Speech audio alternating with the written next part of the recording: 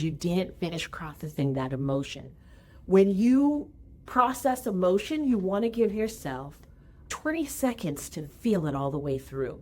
And in that 20 seconds, you might go through feeling super, super, super angry, and all the way until you get to the place where now you're back to your normalized state.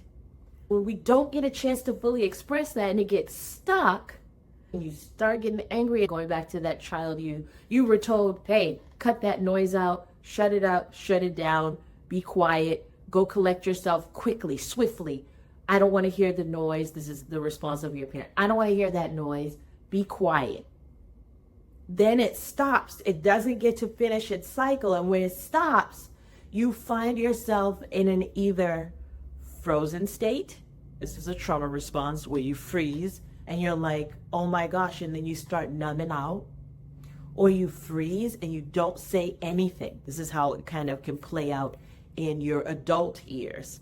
You freeze, you don't say anything, you're stuck. Now you feel something, but you're so numb because you're used to stopping your emotion from flowing all the way through that cycle that you freeze. Or you fawn, where you become what you think your environment wants you to become. You start to act like what you think they want you to do. So as a child, that might play out when you're told, shut that noise up. Immediately you wipe tears. Immediately. Even though you're not finished being sad or mad or upset. You immediately wipe tears. Immediately you no longer show the expression of feeling whatever it is that you felt when you stopped processing the emotion. There's freeze, fawn, or you flight.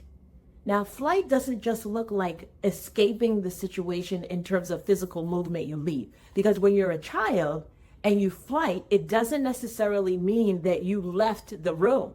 Because in that dynamic, in that family environment, you might not have been able to just leave the room. You told to leave when they told you to leave. You couldn't just walk out. So flight can also be you showing up and you disappear in your mind.